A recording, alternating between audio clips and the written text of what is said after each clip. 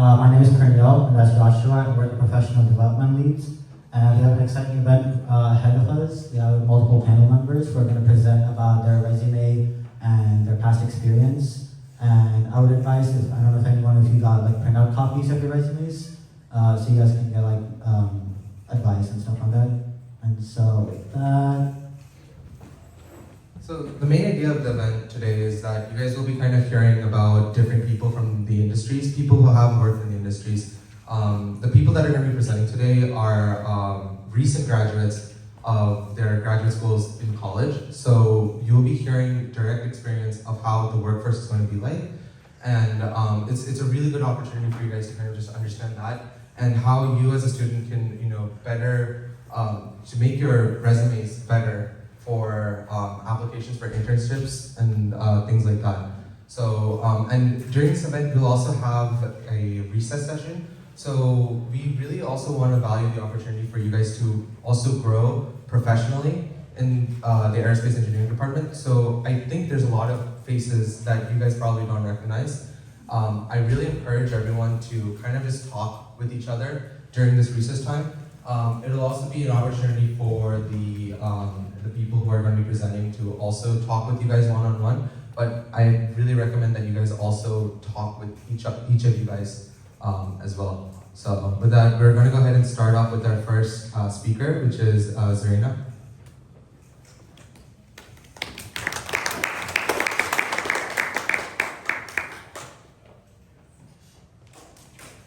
I'm 22, and I majored in aerospace engineering.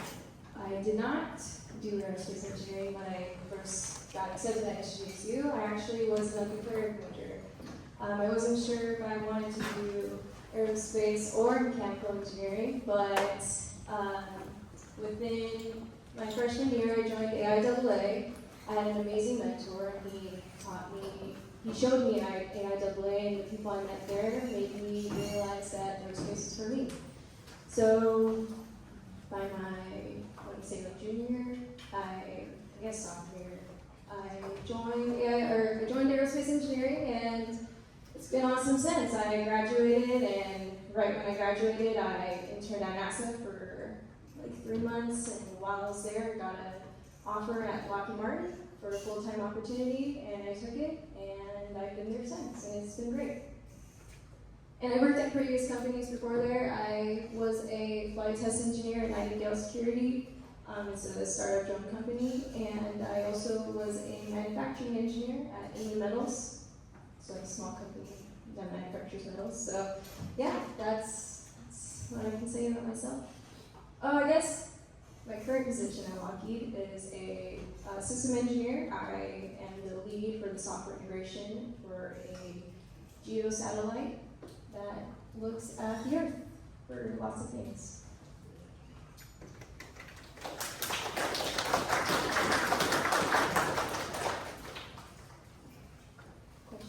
Yeah, do you guys have any questions? Like questions? Yeah, questions. What? Did you intern during your time here at San Jose State? So yeah, I worked at Inman Metals while I was at San Jose State. I actually worked at the student union while I was at San Jose State when I was a student here, and then I did student union and Inman Metals at the same time for a little bit. Was working grade shifts, and then I was working day shifts while doing school, all at the same time. Did not work out, so I stopped the student union job, and then I continued with Nightingale, and yeah, I did Inman Metals a little bit towards the end of my year, and end of my senior year, and then yeah, I got the offer from NASA by the time I was graduating. So what do you think it was about your time here at San Jose State that helped you stand out as an applicant to get these positions while as a student? Yeah, so what I believe helped me stand out as a student at SJSU is they really teach you here how to fend for yourself, and you sometimes are given certain professors or mentors where you wish they can help you more, but they don't, so you have to help yourself a lot. And the industry really looks for that. They look for people who can problem solve on their own, who can figure something out, a tough situation out on their own, try to find any answer before just immediately asking for help. And I also have another question, about grad school. What do you think helped you stand out to get to like prestigious university like Johns Hopkins? Yeah, I will say my job, so I maybe shouldn't say this, but I'm gonna say it anyways. I did not want to do my master's degree when I immediately graduated. I was pretty tired of school, so I wanted to work for a little bit. And then when I got to my job, I realized how there's a lot more than I don't know a lot. And so within a year, I was talking to my peers, I was talking to my coworkers, and I was pretty convinced to apply for a master's program. Master's program, I will at least speak for Johns Hopkins. They do like applicants from who have a aerospace or mechanical engineering background for specifically the space systems engineering degree I'm doing. My role right now at Lockheed Martin is really, I think that's also a help, I will say, for that when I applied for master's, because what I'm doing at my job is the exact same thing I'm learning in my master's degree right now. So, but if you want to do your master's degree after you graduate, definitely do that. It just wasn't for me right away. Yes. Also, is networking in regards of landing an interview or at least being on top of the resume list? Could you repeat that one more time, sorry? How important is networking in regards of at least landing an interview or rather getting on top of the list? The first part, I'm so sorry, I'm like deaf. Sorry. How important is networking with regards of landing an interview or getting on top of the resume list? I would say very important. Especially,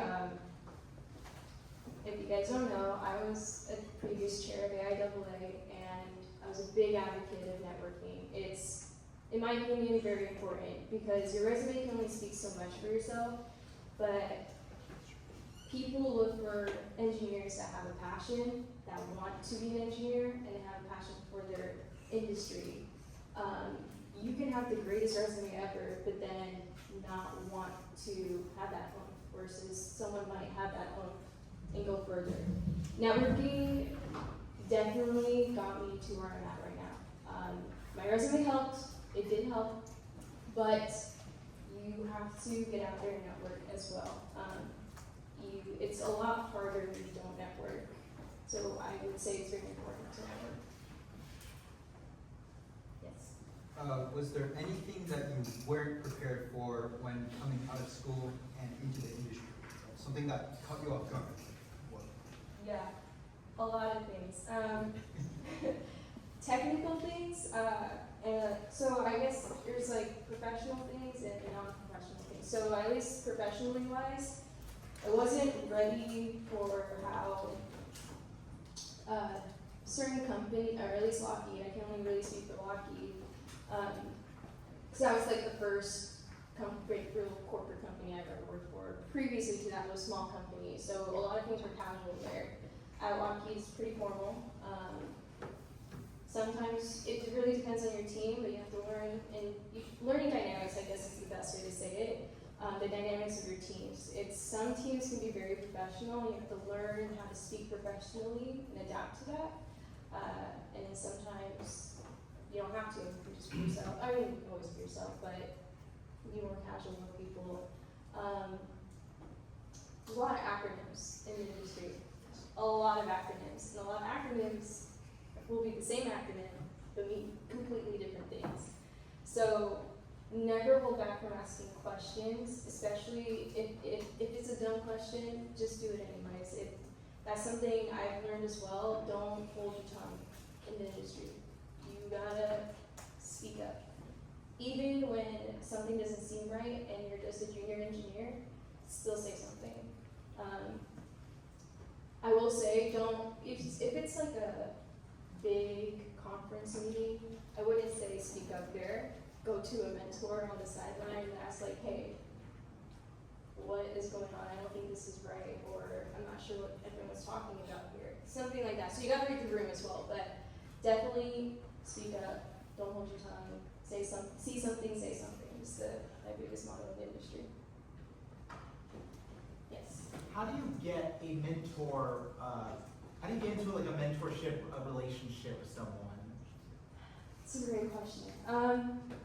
Networking is good. So, how I got into my mentor-mentee program here was I was very eager to join the engineering department. I messed up. I didn't know there was an undeclared engineering degree here, so I just took straight undeclared.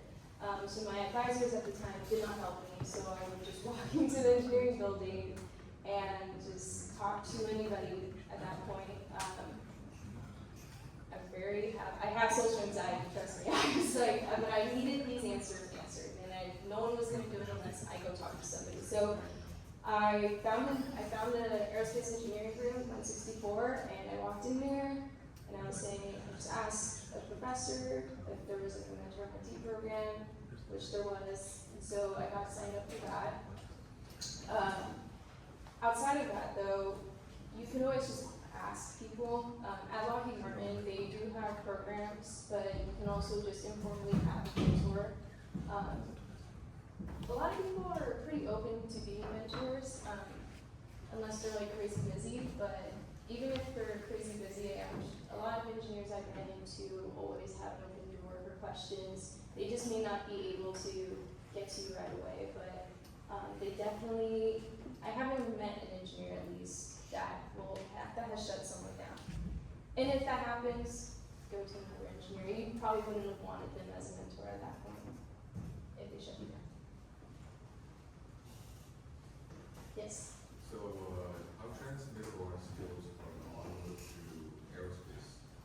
Let's say you're a full SAE student. Would NASA or Lockheed or one of those companies, would they be after students like that? Yes. I was also part of SAE. And yeah, they love that. They love seeing clubs. They love seeing outside activities. As long as you can find a way to make it applicable to what you're applying to, I say yes. And I will say, SAE, Formula SAE, AIAA, those are two big things that the industry looks for. It's a lot of good, yeah. So, oh yeah, keep going. That's right. Sorry. Next question. How possible is it to balance something like, let's say, alongside IREC or Rocket Club? Okay. Good question again. I was also part of Rocket Club, and it's not easy. And I mean, it really tests you. It's up to you. I mean, you can take one club, and that can be a lot. SAE is a lot, and I have spent a lot of nights in the club rooms working on the car, working on the school, working on AIAA. There are times where you have to let go of a club. I let go of Rocket Club. I only did it for like a semester, and then I got my level 1 degree or level 1 license, and that's out. But it's up to you. It's up to the individual. You have to understand how you can manage your time.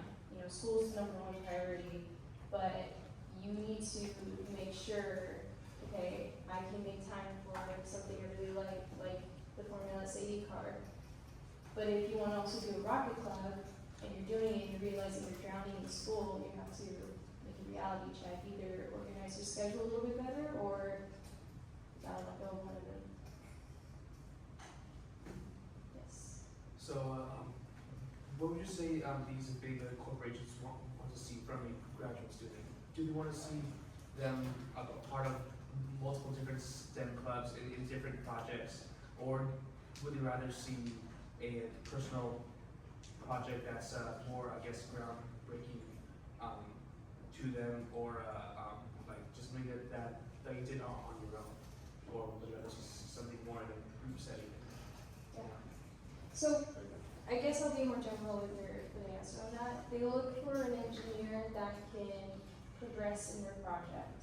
So whether that is SAE or you have multiple things, you can have a lot of things on your resume, but do very little of it, and then when it comes to your interview, they'll ask you questions, and you actually don't realize you don't know much about what you worked on because you were on a small part of it. Yeah, exactly. Versus, you could work solely on one project, be into this whole one project, and you know a lot about it, you learned a lot about it, you progressed with it, and you're passionate about it, and so they look for that, passion, you know what you're doing, you can manage your time, your stuff, things like that. So, if you can do that with multiple projects, that's also great, because, more projects is more time, it's more management. But if they don't really look at there's not a fixed amount of projects they look for, there's not when it comes to like specific projects, it comes to the job you're applying for at that point. If you're applying for a drone job and you work on drones, they'll ask about your drone. Yes. What sub-team were you on for SAE? I was on the aerodynamics team. How is that applicable to the industry, like what you did? So, it's not, I don't do CFD in my job, so, I know it's sad. It's hard though. CFD is really hard, and college level CFD, it's just only the tip of the iceberg. There's so much more to it. But how I made it transferable to my current job is the system, because I'm a system engineer, so the system of a program goes through PDR, CDR, preliminary design review, conceptual design review. You have your test readiness review, your test exit review. So you go and talk about that. Figure out you need to know what you're applying for, and then you will find a way. So if it's a system role, understand what system engineers do, requirements, test procedures, integration. You integrate wings onto a car. What did you do to do that? What was your first step? What was your situation? How did you do that? How did you resolve it? What were the results? You're able to do that. The STAR method is awesome. The STAR method on the resume, in my opinion, is very key because no matter what you did in college, as long as you can apply the STAR method, the interviewers will definitely like that because you're able to explain the start and end of a project. We'll take this as the last question. So I'm very similar to you. I'm a master's student, about to graduate this semester.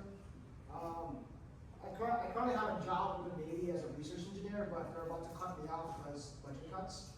So I'm trying to look for the next step. So what software, website, or referrals do you use to at least get either Lockheed or the Battle job or your manufacturing job? Yeah. So all the jobs I've applied for have been through networking. So I use LinkedIn. I will say I use LinkedIn a lot. With Lockheed, I think Lockheed was the first one I went online, sort of say, to apply for a job.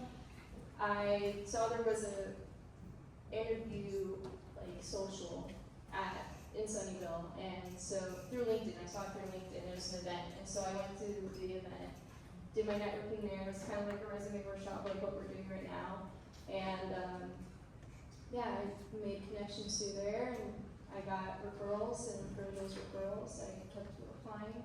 I like to go to companies directly, so if you go to Lockheed Martin in their job, they have a job website, they have job applications, I just go through there.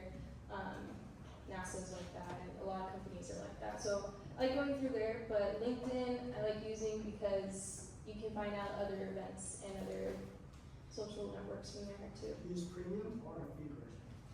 I've never used either. Sorry. So I don't know. I can't answer that one. Thank you so much.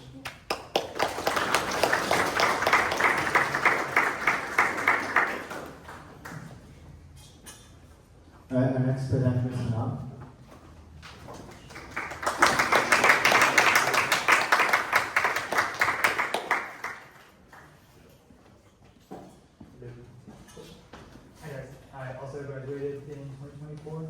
I was also part of aerospace engineering, like many of you here, and I was part of AIAA for, I would say, the last couple years of my undergrad degree, mainly because when I started college, it was like mid-COVID 2020.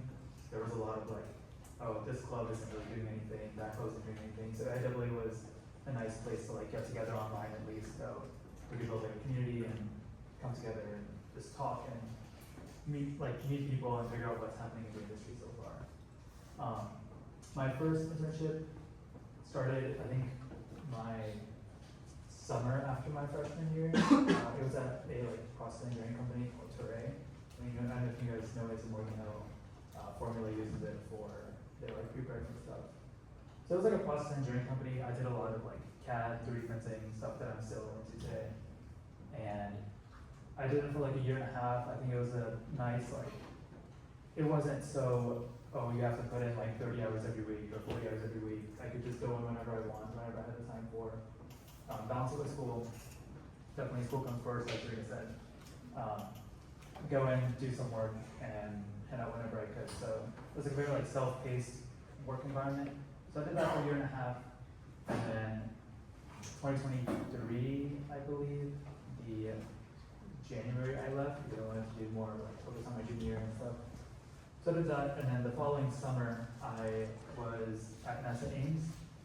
So I did like system engineering with like urban air mobility stuff. Not really my field, but I wanted to explore something new, something that was upcoming and will be interesting, I think.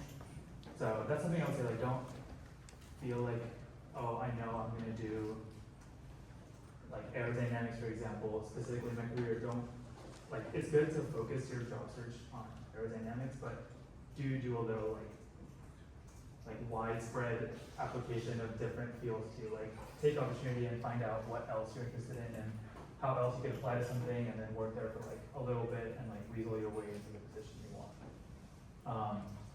So that I did that system engineering position at Ames, and then right after that ended through that ended the end of summer, and then that fall semester I was also at Ames on a different project. And that was sort of more like a 3D printing, like a drone for taking pictures of like structures around Ames. And I did it with a couple other students who did their master's here previously, and it was really fun. I think, again, following like 3D printing, additive manufacturing, and getting closer to what I wanted to do sectors. I started off with process engineering field. Everybody at that company was like a chemical engineer. I'm like, dude, I don't know what I'm doing here. I don't want to do this stuff. So I put my time there as more mechanical 3D printing. And then I moved into, okay, at least I'm in the aviation department, aerospace related, and that's Ames. And then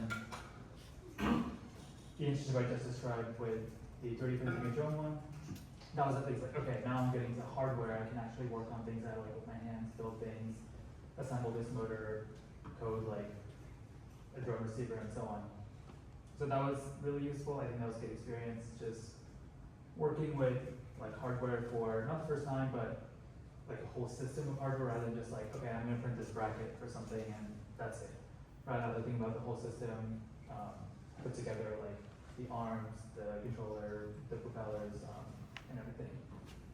And then that ended like right after my whole semester ended. So at that time I was also applying to internships or grad school at the same time. So it was like, I do want to do grad school right after I graduate, and that's something that I thought about like way earlier. So I had my application and stuff mostly ready. I was like, okay, I know I'm going to do grad school. I don't want to be burdened by like all 10, 11 applications my last year of school. So I started those applications a little earlier, and that really helped me. And then, like right now, I also applied to like Lockheed Martin for their propulsion engineering job, but out in Denver, and it was really fun. I think I learned a lot, but the problem with it was supposed to be like a full-time job right after I graduated, and I was like, I want to do grad school. Could I convert this full-time job into an internship? And they were like, okay, yes, we can do that, but you have to promise to come back. And I was like, okay, I promise I'll come back. I didn't go back. So I did that over the summer right after I graduated, so last summer. And it was a good experience. I think it was, again, another step closer into the propulsion field that I really want to do. So I was always been into like engines and rocket systems and propulsion systems. So this was like my first experience I could say, okay, my title is propulsion engineer. I'm going to be able to do rocket propulsion stuff. But when I got there, it turned out the work was more, like a little more software based, and it wasn't as like hardware and propulsion testy that I wanted to do. So I was like, okay, I'm okay with the work. I do want to focus on something a little more like fast paced in a smaller industry, maybe like a startup type one. So I finished my summer internship, and then I went on to grad school, what I'm doing right now. And this summer, I was able to work at Blue Origin, again as a propulsion engineer, and this time I was in the propulsion analysis team. So this was again like a lot more coding based for the analysis tools. And although it was really fun, I think the highlight of my trip was, or highlight of my work experience was taking a week to go to their Van Horn site in Texas and watching the engine test stand there, working on the test stand. Like as an intern, I really got to torque some bolts and like put something on an engine that was going to fly in like a week. And I think that was definitely the coolest work I have ever done, just seeing like hot fires happen, working on the engine like 3 hours before this like 600,000 pound engine is gonna go fire. Like that was some of the coolest work I've done. So I realized that, okay, I know I like propulsion. I think the more specific niche field that I do want to start targeting my applications to is going to be like propulsion tests specifically. So the problem with that is there's only like under a dozen companies that do that in the country or even around the world. Like you have your engine test or your engine test stands like out in Florida, you have some in Alabama, a couple in Texas, and one in like Washington. Like other than that, there's not that many companies that are testing engines on like a regular basis. So I think moving forward, I am still in the application process for my, after I graduate my grad school right now. I'm gonna go work full time hopefully, and I'm currently applying for a couple positions. I'm interviewing with a couple companies, so it will definitely be in the propulsion field. So I think I have a lot of experience with trying to guide your application and internship process towards what you actually want to end up doing. So if you have any questions about any steps you should take to move in the right field. Yes. Could you walk us through your internship application process? Because you seem to be very successful getting internships. I would say, like Serena said, I think the thing I want to echo for sure is networking. Like I cannot, it sounds very cheesy, I know, but go network, guys. The like my Lucky position, I clearly remember I was like Lucky came to campus. I'm hoping this will do that. And I talked to Margaret specifically at the career fair, and I let her know like, hey, yeah, I'm really interested in the propulsion like jobs, and she's like, okay, I'll take a note of that. And I didn't think much of it, and then I was like going through a couple interview processes for this like propulsion job in Sunnyvale, and I was like, oh sorry, it wasn't propulsion, it was like I think optics test, and I was like, that's not really what I want to do, but at least it's in the company that I might want to be in. And then I was like, I told Margaret, I'm like, it's really cool, but I don't know if I really want to work there, especially for this job if I'm going to do this full time. And she was like, okay, that makes sense. We'll put you on standby. We'll let you know later. And then I was like at the gym sometime, and she was just like, she called me at like 9 p.m. She's like, hey, Tanon, I remember you really wanted to do propulsion. We have this internship / full-time opening in Colorado. Would you be interested? So I was like, yeah, like hit me up right now. Like I'm going home. Send me this application. So I think networking will definitely be your best friend in getting your face out there because, like Jaren said, like I think she said a lot of good points. There's a lot of things I'm going to repeat, but there's only so much you can see on a piece of paper. They really want to see who you are as a person. Like something that I definitely heard is like, okay, there's like 10, 20 other people who could do the same job you can, probably have like the same qualifications as you do. What makes you stand out? And that's where like your passion and your personality definitely shine through, and you really get to see that in a in-person setting. Yes. So for any of your internships, was it just, so all of them were networking based? Well, I would say the first one with my process engineering at Turay, that was like an application. I think they were just looking for an intern to do like the CAD stuff that none of the chemical engineers wanted to do. That was, I just applied on the website.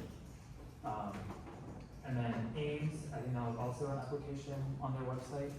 It was through USRA, I think it stands for the Universities Space Research Association, and they kind of are like one of the contractors for NASA Ames that look for insurance every year. So definitely check that out. But then while I was at Ames for my first internship, I talked to somebody. I'm like, hey, you're doing 3D printed drones? That's really cool. Let me in. And he's like, okay, I'll let you in. So that was networking, and then Lockheed I already talked about, and Lorgen, I just applied, and they had a career fair for Blue, and one of the people who comes there, I just told her, I was like, hey, yeah, I'm really interested, and the best you could really do is just pitch yourself, like, this is the work that I've done before, this is what I want to work in the future, and the best you can hope for is to just take a note of it and get back to you. So, just keep in mind that in the moment it might feel like, oh, I'm just talking to like a wall where they just say, okay, I'll keep you in mind, but they really do keep you in mind, so don't count yourself out. Yes? How many of those fairs did you have to go to regarding to the first one? My first internship? Yes. I would say like about like 15 or 20, because it was my freshman year. I didn't really consider like, okay, I get anything, but I was like, I might as well start the cycle sometime. So I just started it my like first summer, and I still to date have like, something I recommend is use a internship / job like tracker. Mine is like an Excel sheet which has date applied, company, title, process, like the website maybe, and stats. And right now I still continue this like application sheet, and it has like about 150 different like lines of different jobs that are applied to. So when I first applied, I didn't think much of it, so I think it was around like 15, 20 jobs until I got the first one. And I think it was like a domino effect after that. Yes? What are some important skills you want to convey to like, an interviewer during your job interview? Ooh, I would say like show that you are passionate. Something like, so going off of the previous conversation that we're talking about, I would say that it is more important to have quality over quantity. Like Rita said, there is no set number that they're looking for. Like, okay, this guy has 7 projects / internships, and this guy has 3. I will take the 7 guy. They don't do that. They would rather prefer you see a project start to end with complete passion and you know what you're talking about. Because I was just making my like somebody said for like formula. I was a part of formula for like a very long time, but I didn't do like a specific sub team. A lot of my friends were on it, so I was always with them, and I was working on stuff with them for formula. Like this guy needed help with like timing gates sometimes, so I'll code something for that. So like, I didn't think that was significant enough to put on my resume as like, oh, I worked in formula.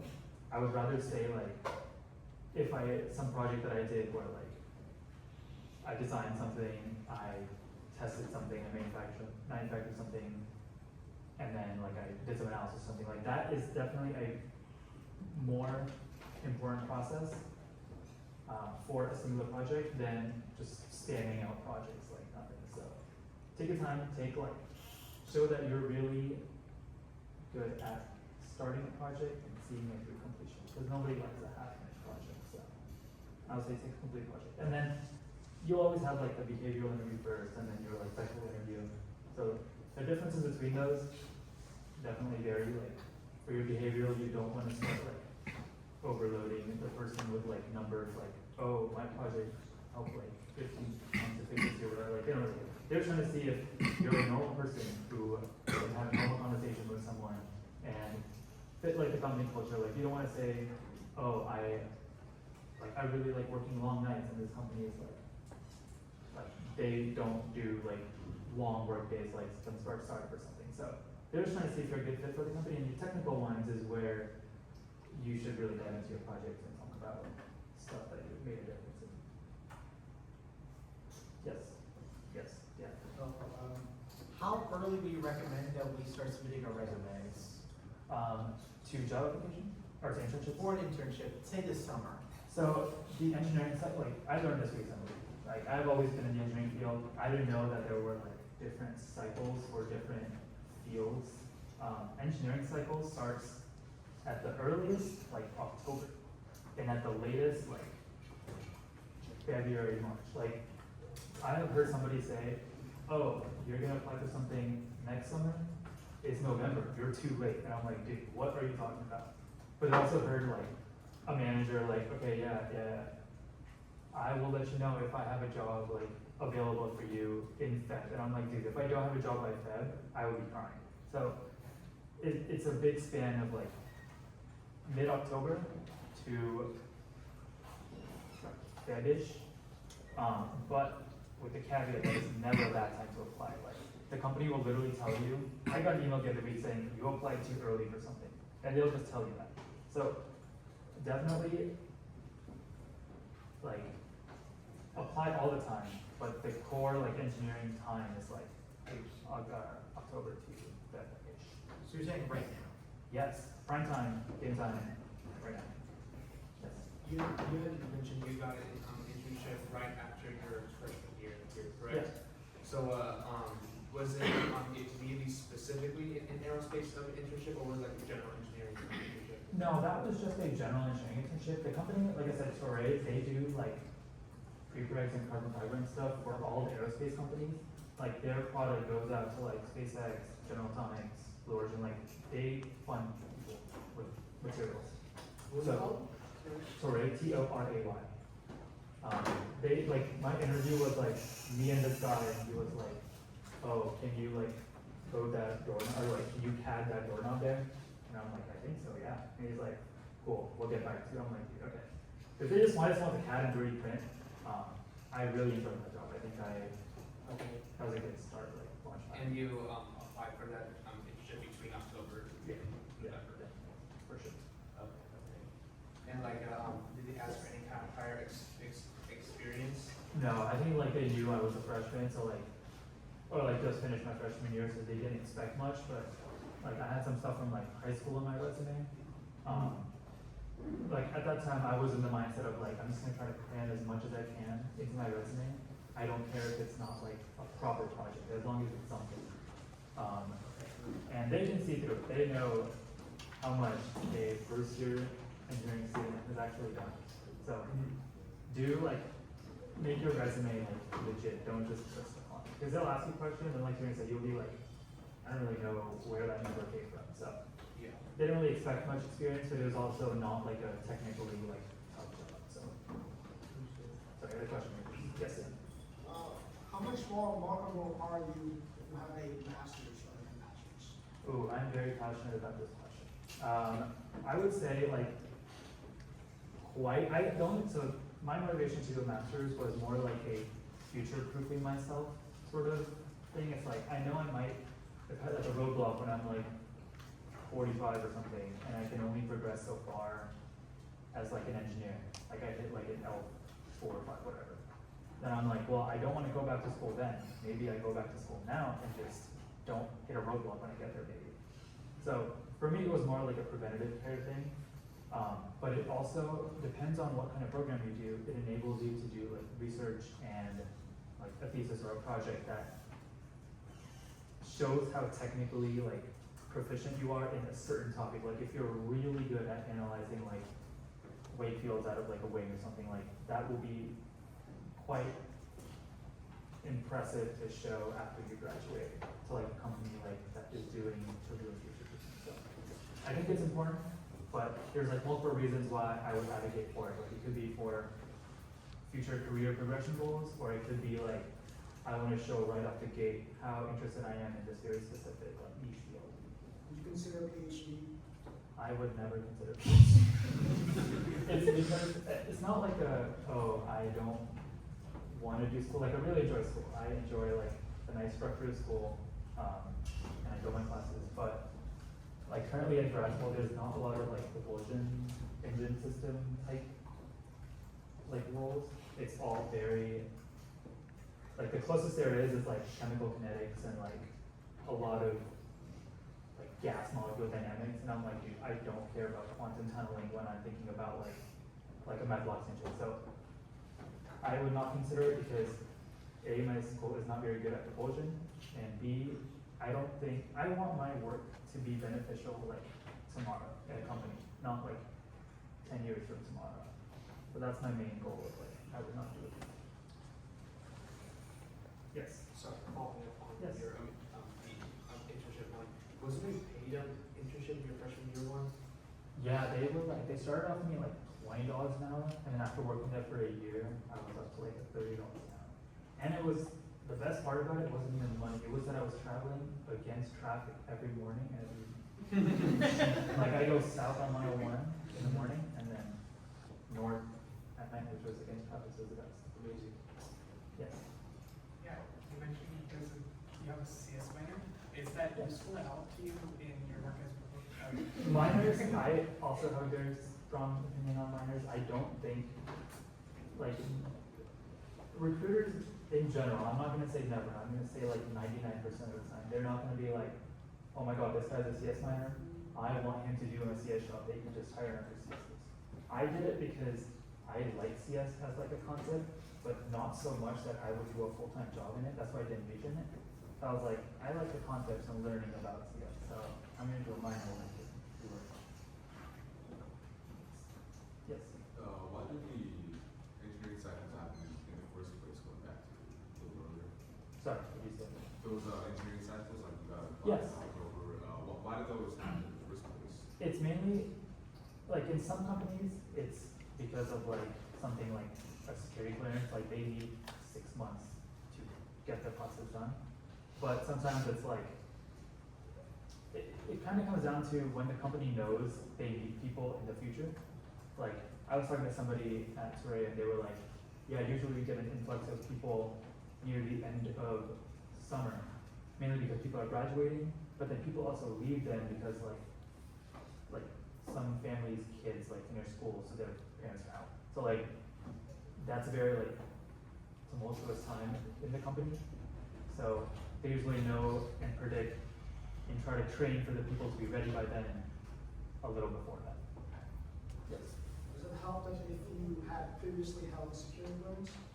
I would say, so with my weird like Lockheed situation, I was supposed like, they did start my security clearance process and I ended up getting it, but because I transitioned to an internship, I didn't really need my security clearance, so I just have an inactive like really nice clearance. So I think it helps in the sense of like, the company will, like, I know I always heard like, oh yeah, you will be a better fit for this, like, this company will want you more because they don't want to pay like 30, 40K or whatever for your clearance sometimes. But like, the companies are smart enough to account for that in your, like when they're looking for people, they put aside like 30K for the clearance. So in a multi-million-dollar company, like $1 billion like Lockheed or anything, they don't care about like 20, 30K about a person. Like, I know it's useful. I'm not saying it's not no money, but it's usually negligible enough that it won't give you like significant hiring upsides. That's my opinion. You should ask the recruiter for that. Yes. We'll take this as the last question. What do you even, what is the security clearance that you do? Is that like background check? Yeah, it was a very long process. There's like, there's like layers to it. There's like a secret one, which a lot of people get in like half a year maybe. I got the one above it with like TS, and that was like top secret. And it's more of like you can access these documents that you might need, but like a lot of people go a lot of their like work time without ever needing to use it. And it is just like you fill out this massive form about literally everything about you, from like, give me your neighbor's name, to like, did you ever own a dog? It's like, and then they call every person that's like connected to you, like one of my friends, his roommate got called, and his roommate's like, dude, he lived with me like 7 years ago. I guess he was a fine roommate, I don't know. So like, they will call everyone and they will make sure that you are okay. Awesome. Thank you so much.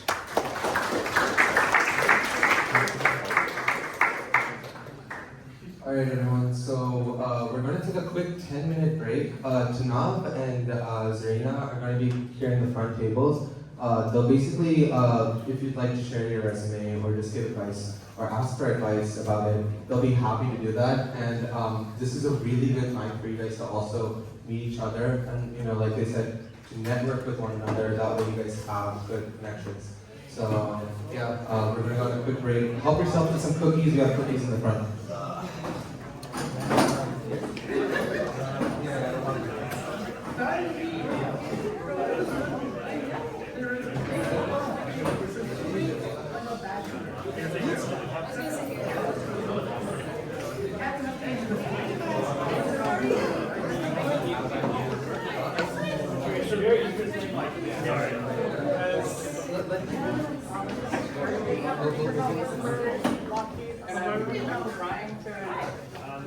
See similar things. Like, how did you get into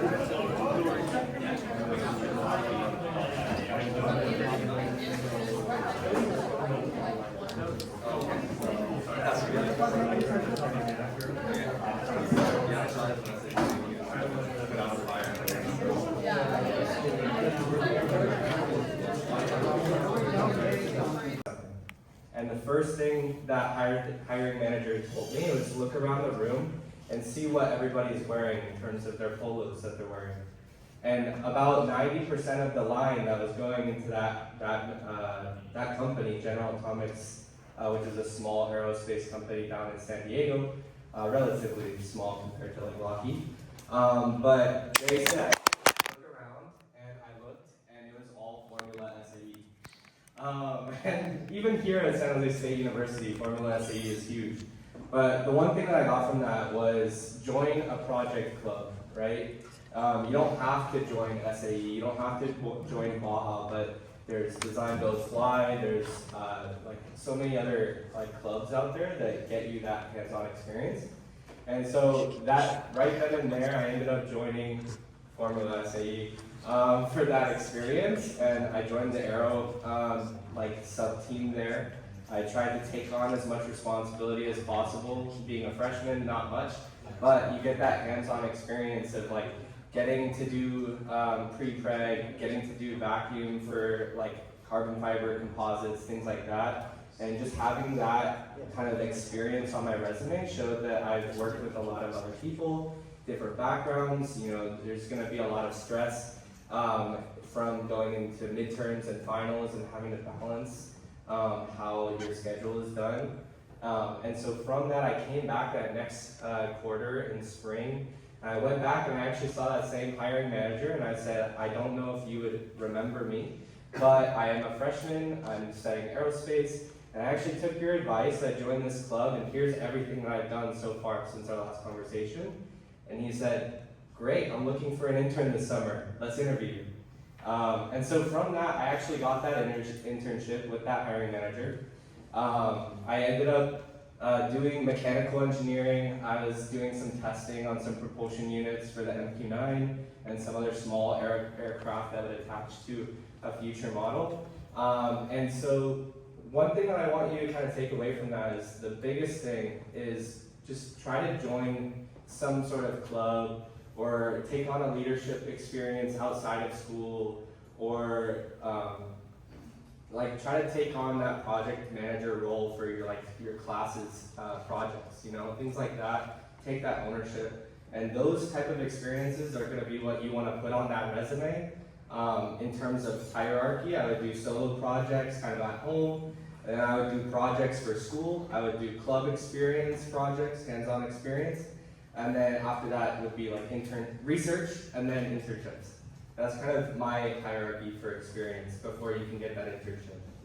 And all of that counts as experience when you hear them say you need 3 years of experience in the industry for that full-time role. Well, all of that project experience that you did from whatever club that is counts towards that. So don't try to downplay any of those projects that you do in your class. If you actually put in some effort and try to like learn and implement those things that we're learning in the classroom into that project, then it will be impactful to that hiring manager that's looking at you down the road.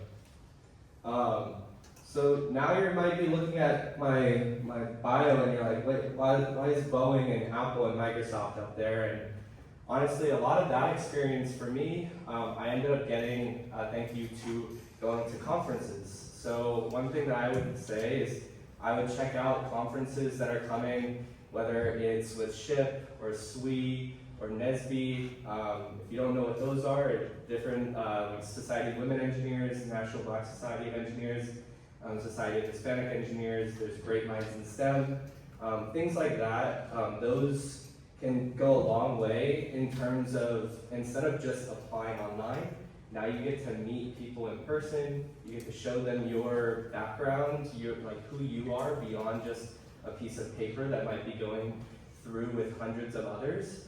And now they get to kind of like learn from how you talk, how you present yourself, and what are your interests outside of just engineering. So that's kind of one thing that I would say about like trying to get in the industry. For me, that worked a lot, was just going to career fairs and trying to get myself out there. Beyond that,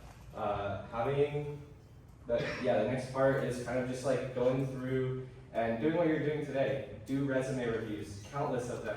Like I can't even tell you how many times I've had my resume reviewed by other people, from peers, from mentors, the career center that does it for free. Just kind of keep reiterating on it, because at the point where somebody is telling you, oh, I would change this one thing, and then the next person's like, actually, I would do it the opposite way. When you start getting that, of like where your skills should be on your resume, then I would say that you got a good resume. If they can't find anything wrong with how you're phrasing something, or do you have enough numbers and quantitative information on your resume, if they can't find that, then you're good to go. Beyond that, the resume is just there to get you the interview, not to get you the internship or the job. And so you wanted to kind of speak to the primary things that you've learned and show that you've like taken a project all the way through its life cycle, and kind of show how you've like managed to kind of improve a process. And then from there, they'll see that one line on your resume, and then once you're in the interview, then you talk about the things that you've learned past what's on that paper. There's so many more things that we can talk about that's beyond one sheet of paper, and that's when you talk about it, it's in that interview. The next part that I would personally say would be doing the STAR method. We haven't talked about it yet today, but for me, I feel like this STAR method, and if none of you guys have ever heard it, I would look it up and try to do that for future mock interviews. It's situation, task, action, and result. Situation is, what is the situation at hand? Why is this important? Task is, what specifically were you given to help out with that situation? Action is, once you got those tasks, what did you specifically do? What did I do for that? List out, you kind of talk about specifically how you impacted it specifically to answer that task. And then result, what was the outcome? How did you learn from it? What was your takeaways? What would you have maybe done different from that experience that you didn't do in that moment? And that's kind of how I would do the mock interviews. In terms of getting to Apple, that internship ended up coming primarily from having, honestly, I talked to the recruiter and I asked them how they found my resume. I think it honestly just got lost in their cycle of like all the resumes. But what she did tell me was that there actually is a recruiter that looks at every single resume. I don't know how much of that is true because there's a lot of resumes going through. But I mean, she found my resume a year later and she called me up and said, "Are you still interested?" And of course I was like, yes. But actually I'm going to be interning at Boeing this summer. And she was like, "Oh, okay. Do you still want to interview?" I was like, "No, out of respect, I've already applied and I've gone through the whole cycle and I do want to see what this company is like." So I ended up working through Boeing, and then I called them up in September of the next year for that next intern hiring cycle. And so I called her up in September, and she was like, "Oh, you're a little bit too early. September, we haven't even gotten the job recs yet. But if you check back in October being the beginning of that interview cycle for internships, I messaged her again, and I was able to get some interviews. And yeah, it's all about that STAR method in behavioral questions. If it's technical, there's other ways to answer questions. But that's kind of how that went. And then even for Microsoft, that was just a cold apply online. I talked to all of the other interns, and I would say about like 85% of the people that were working there as interns also applied online. So it really just comes down to having a resume that's like stellar in your opinion. How many times have you gone through it? You get that reviewed, and at that point, that's when you are like happy with it. Once you're happy with it, then you send it, and that's kind of how I got to where I am. Happy to answer any questions.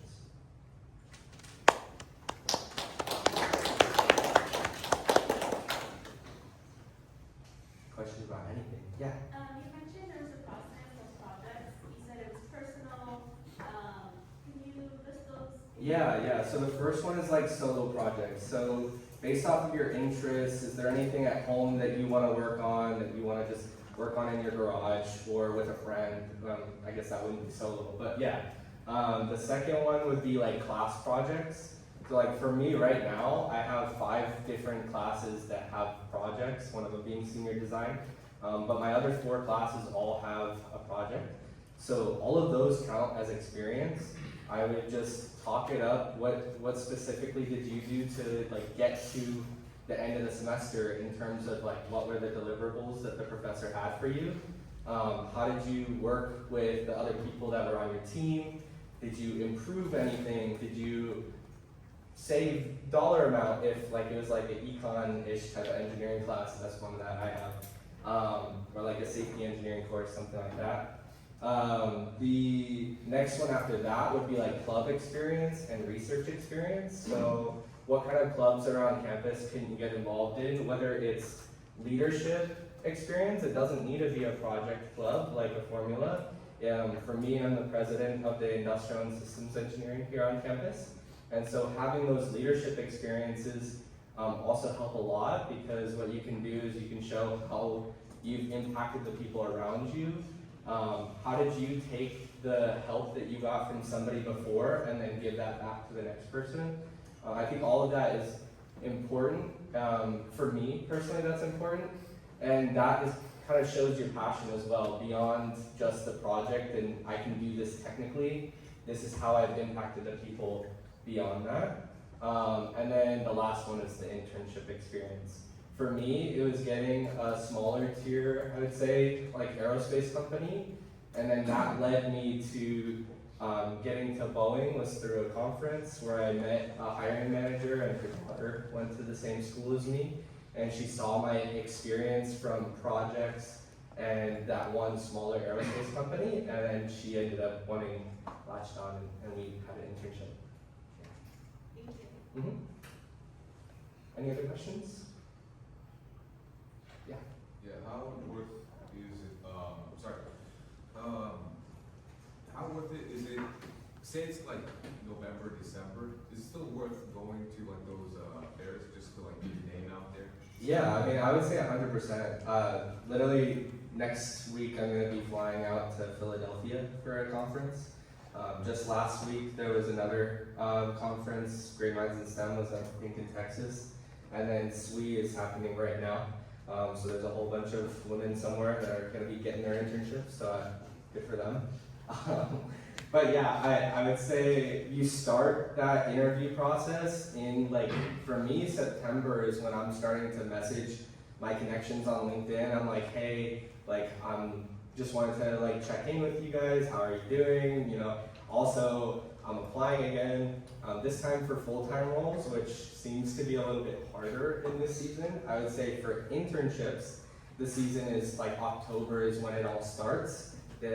Some of them actually for like software engineering were actually opening in like July of this last summer. I was in my internship and there were people trying to get internships at Microsoft. It's kind of crazy.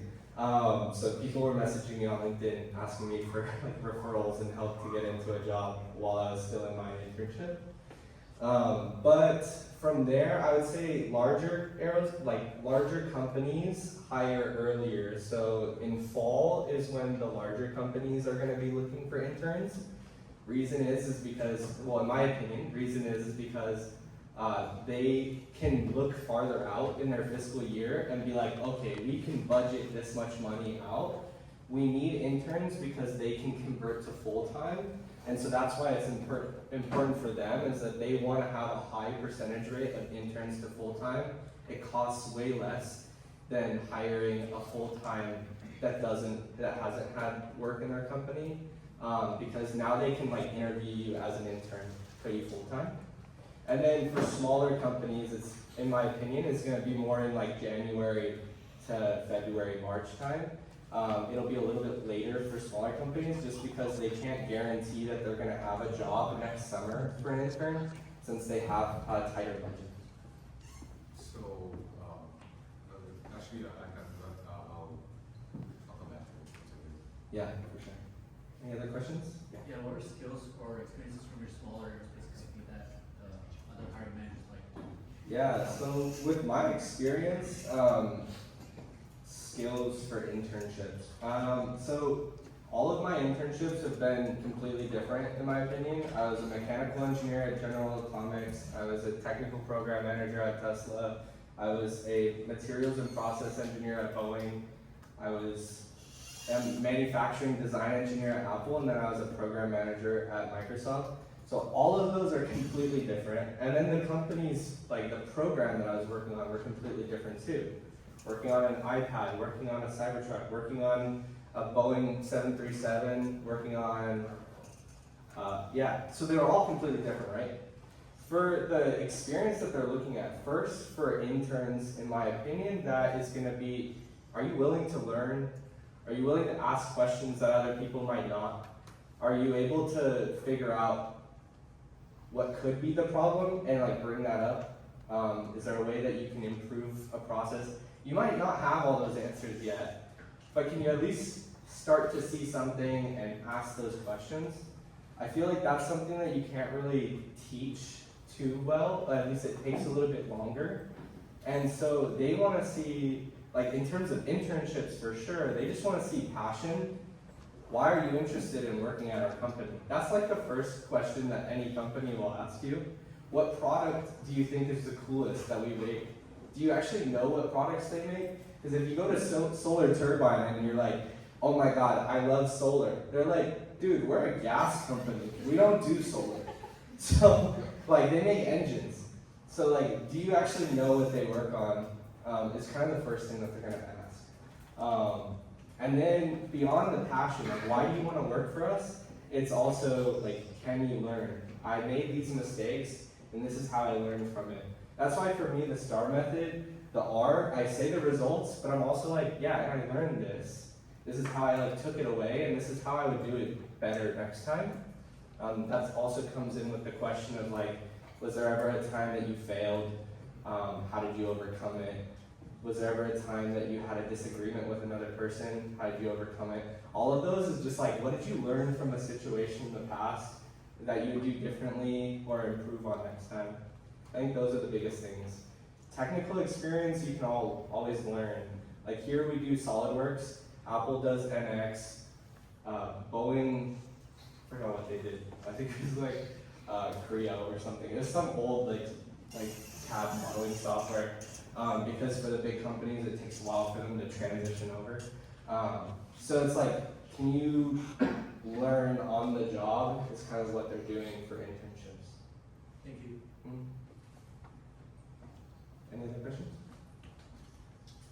Dang, you guys had so many for them. Everything's answered now, huh? Okay.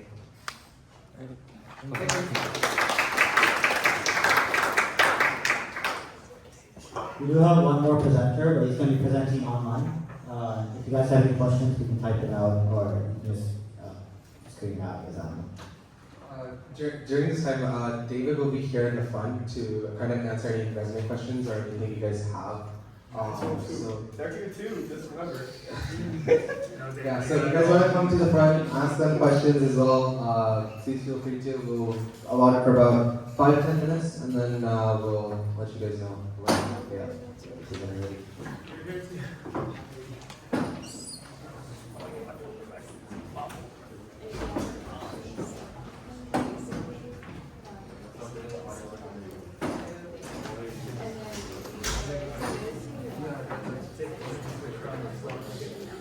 A couple different things. One was I like San Jose a little bit more. The opportunities are a little bit closer.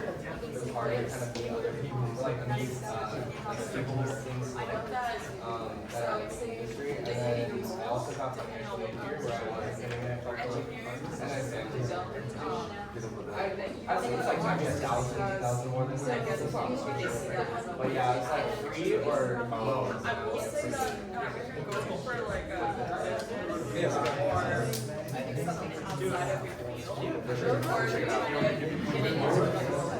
No, yeah, that's perfect. Like, that's the first thing is you're trying to go one page right now. Like, even for me, I still have some page. What I ended up, just so you know, like in the future, what I ended up doing is I did like a little bit smaller margin. So, like, if you have more, it's down to I did like a 0.75 margin.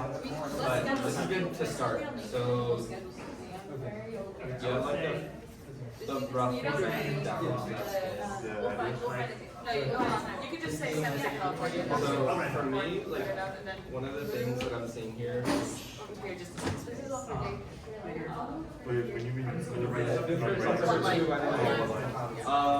But yeah, so one thing that I like to see what you have is like quantitative. So you have over 200 parts that you are designing.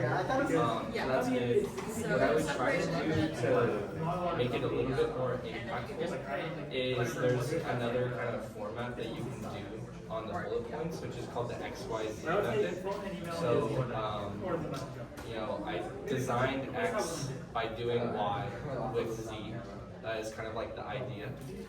You can, when you go home, you can check it out. It's also like the Google XYZ method. You can just look that up.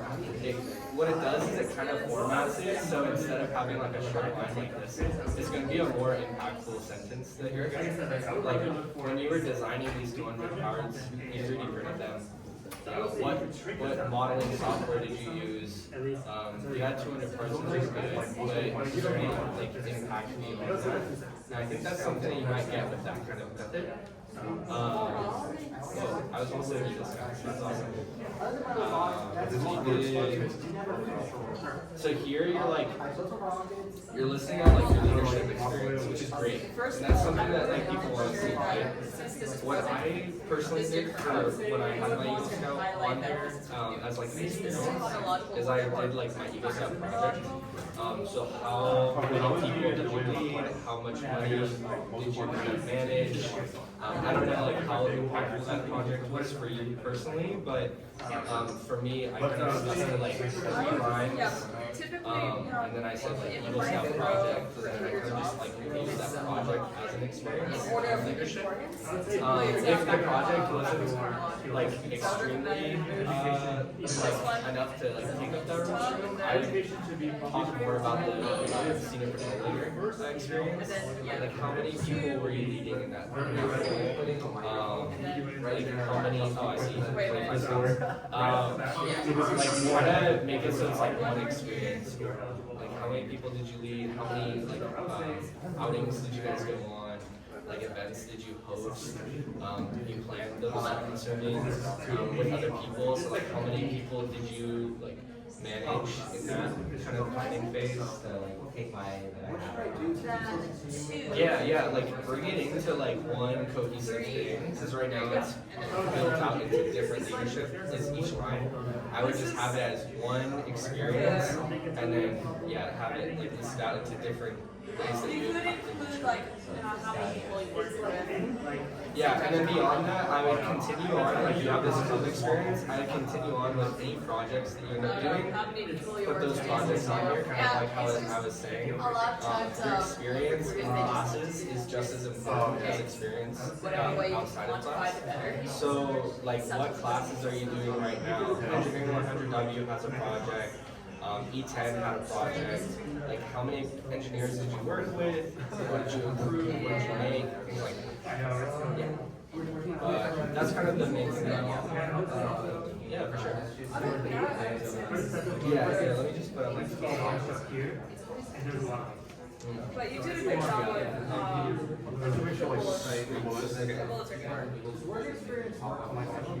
Sure. I mean, it's good to show that I know what it looks like. It's not. So it's definitely better. I mean, like, I would say when you start up, like, you can do but it's also a way just to highlight it. I think since you don't have as much. Is this an internship or what was that? I thought it was. That's really cool. Nice. I did ice too, that was a lot of fun. Yeah. That's like it's just like part-time job. Maybe actually if you do want to, This is really good, so we should. it might actually make it more legible. Honestly, for me personally, I wouldn't have the summary at the top. I think They already know what you're interested in based off like what you're talking about in here, and also what you're referring to. I would use these 3 lines to have more impact in your experience and projects. For me, I try to do. Did you get? Oh, okay. For me, I would try to stick to like 3 to 5 bullet points. Is like my goal. If it like wasn't that long, then I guess you could do 2. But I really want to see like just like if that experience was like. Not that I don't care about I it, feel like you know. at least 3. Do you know what font line size that is? Is that good? Yeah, so like what you could do too is you could bring the font size to like 11, and then from that, some of If everyone can go back to their seats, please, our last presenter is going to be presenting online. really bring out like the experience that you had over here. Like one line could talk about like what it was and how many people did you work with. One line could be like, this is how specifically I impacted it. Did I save 10% of time? Did I bring in like 10% more parts, things like that. Like on a project. And then that's kind of how I would do it. Is this like a leadership experience? Yeah. So, like a project?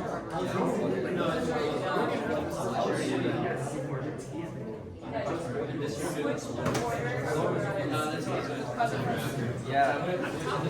And then followed by. Okay. Yeah, for sure. So what I would do here is I would do it as like relevant experience, and then for I guess our last presenter is Lily, so everyone could please make their way back to their I seats. kind of blended. Thank you. In the end, I went with just experience and then leadership. In a way. Yeah. That's just a cool. Thank you. That's all good. Yeah. Thank you. For sure, man. I would just try to aim for big goals like her experience.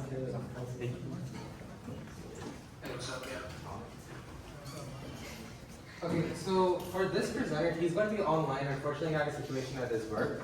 So if you guys are unable to hear him, we're going to try our best to keep the microphone near the laptop. But if you guys are unable to hear him, is everyone, I think everyone here is part of the AIAA server, right? Yeah. Everyone is on the Discord. If you're unable to hear him, can you guys switch over to the voice chat, because he will be on there talking, and try to wear your AirPods, or if you guys have any headsets, that way it's not disruptive, and it kind of makes a loop with the system here. So Also, if you have any questions, you can ask us and we can ask them here. Yeah, we can relay it. Okay, you can bring in the meeting. Can I start? Yeah, you can start. Hey everyone, apologizes. I couldn't attend in person. Yeah, so I'll just keep this quick. intro about myself, and then we'll start with the grade 2 questions. So I actually just graduated with my MS from aerospace engineering at San Jose State this spring, and I did multiple internships since my freshman until the day I graduated. So I actually started off my career with Tradable, where I was part of the camera engineering team for the drone source of the private sectors. In my second internship, we go into more of the missiles and satellite system engineering, as well as designing some of the rocket adapters. So actually, some of my hardware is in orbit right now. And my third internship is at SpaceX, and I actually deal with more on the payload side of the Starlinks. So I focus on the front-end antenna systems, and then as well as the semiconductor production systems for the Starlink production team. And then I'm really a GNC hardware and loop engineer for all of the missile seeker as well as RF seeker at Lockheed Martin Sunnyvale. So that's very some quick background on myself. Yeah, I'm not sure if you guys have any questions before I move on. Does anyone have any questions?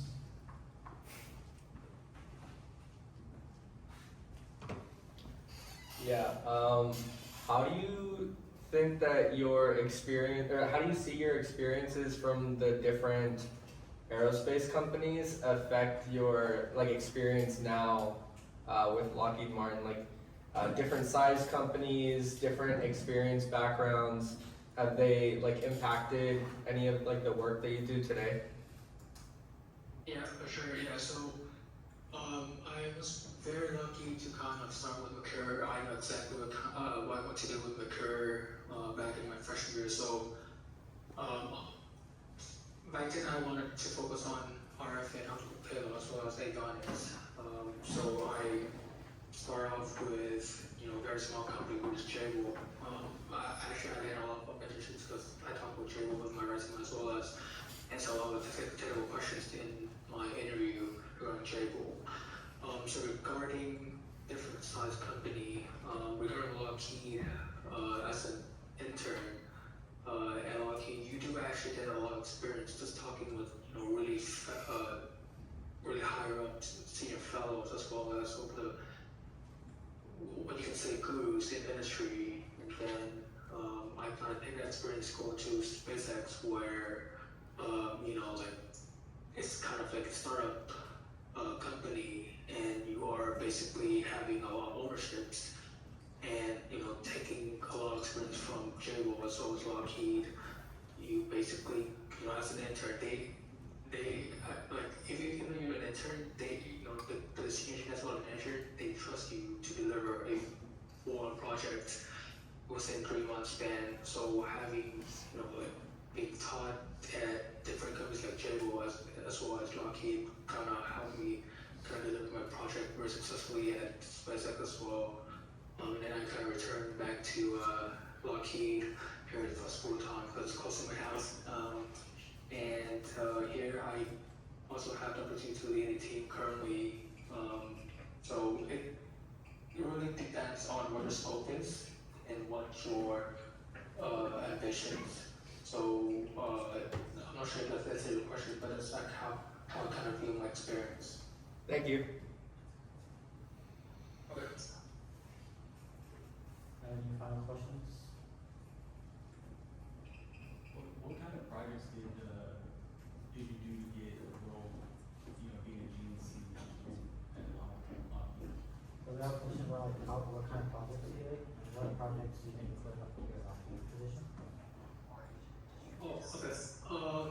So the project that got me to Lockheed was actually one of the school projects back in my freshman year. So back in my freshman year, I was one of the avionics lead for one of the drone projects. I think Zarina was the system lead. I'm not sure if she remembers me, but I had a great pleasure working with her team as well. So I basically designed the preliminary ConOps for the avionics subsystems, and on my side project, I did do was a lot of antennas. So I understand this is weird, you know, I'm in aerospace department, but I'm building all this EE stuff, but that's how it kind of got me into Lockheed. So building a great strong portfolio is what I work I'm able to do. Everyone can just, you know, type out words on resume, but putting a strong portfolio and submit that on your resume and what's the application will make you stand out the most. So because when I go to the interview with Lockheed, all I have to do is pull up my portfolio. Now I can look at my resume and just go over that portfolio. So we just skip through all of the STAR or behavioral questions and just dive deep into my portfolio. Because at that time they were trying to hire some very technical intern at that stage. So this kind of get my way to Lockheed there.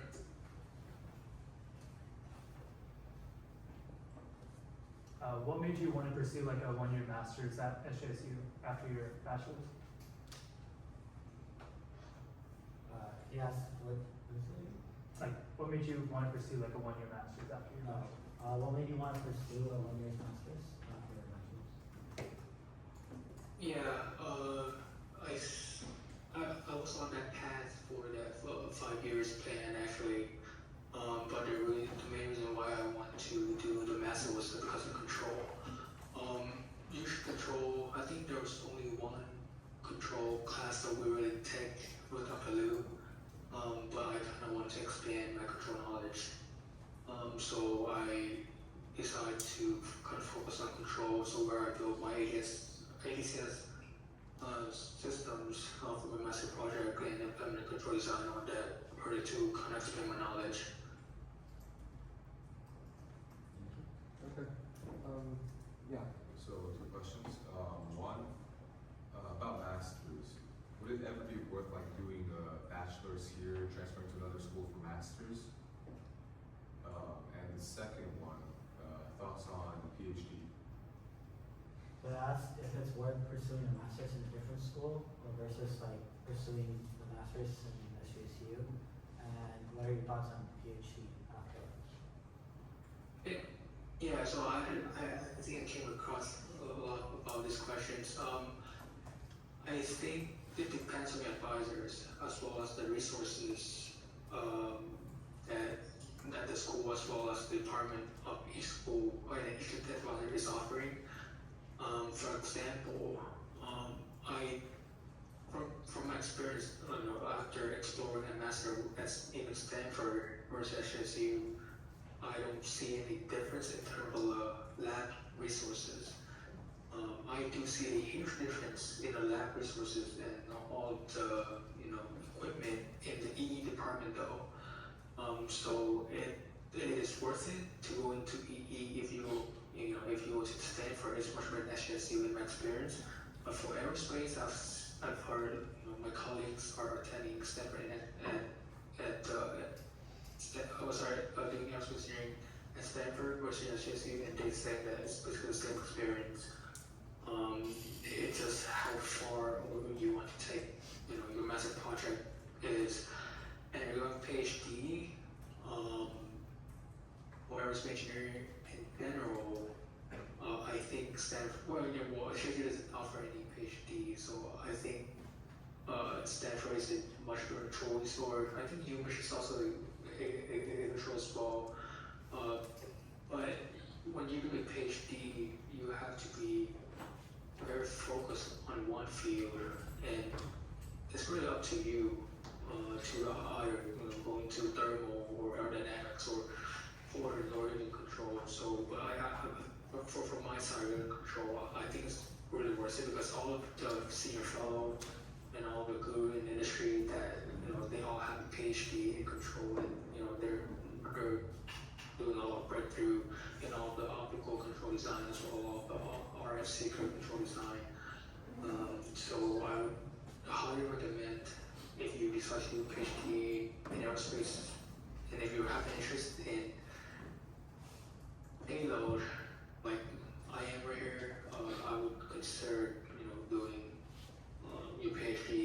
control. Is there any more questions? Okay, awesome. Alright, thank you so much, Keem. So if you guys do want to ask Keem any personal questions, resumes, such things like that, you can go ahead, hop on Discord in the voice chat, and he'd be happy to go over your resume and do anything like that. He'll be on there for a while. Yeah. So in terms of that, I think we have all the presenters presented for today. Thank you guys so much for attending this first resume workshop. We'll be happy to take some more.